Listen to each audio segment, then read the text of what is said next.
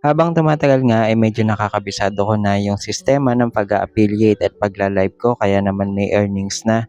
So bago ang lahat, gusto ko lang munang magkwento sa inyo. Bali, eto nga pala, simulan ko muna yung umaga sa gawaing bahay.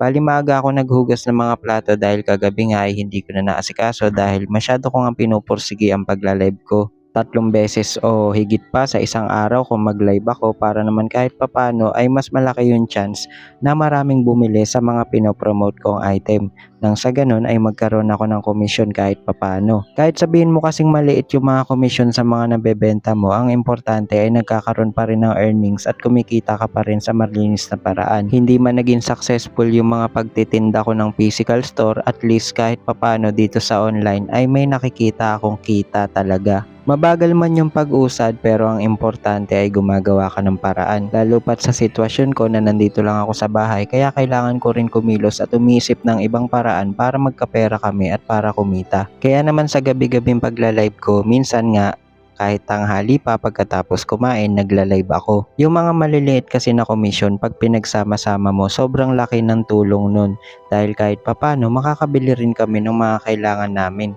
Kaya naman naniniwala ako kay God na siya nang bahala para sa prosesong aking ginagawa. Kaya naman maaga pa nga lang ay nag-aasikaso na ako ng tanghalian namin, almusal, lahat na pinagsasabay-sabay ko na. Pero pagdating nga ng gabi, doon nga ako mas nagpupursige na mag-live.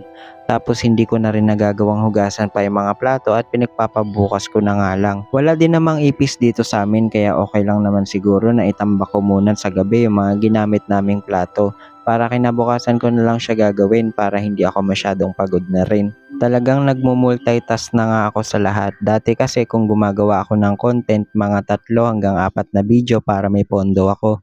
Pero ngayon ay talagang saktuhan na lang yung pag-upload ko. Pilit ko nga pinagsasabay-sabay lahat ng bagay para kung sakaling dumating yung time na makikilala na ako sa pagbablog, kahit papano ay meron akong kikitain. Bukod nga kasi sa pampalipas oras ay hindi na ako magpapaka-plastic dahil umaasa ako na balang araw, ito yung magiging source of income namin, itong mga pagbablog ko, pagla-live ko, kaya naman mas sinisipagan ko pa hanggang sa kung saan naabot din ang makakaya ko. Kaya yung mga gawaing bahay, hindi ko na siya masyadong tinatapos. Kapag nakaramdam ako ng pagod, pinapahinga ko muna yung sarili ko.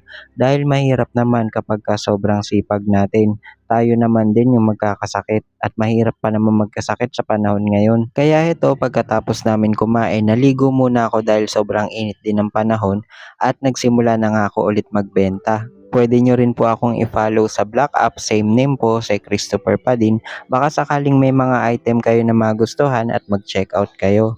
Para nang sa ganun kahit papano ay magkaroon ako ng komisyon sa mga pinopromote at ina-affiliate ko. O paano? Hanggang dito na lang muna ulit itong video natin na to. Maraming salamat po sa panonood nyo.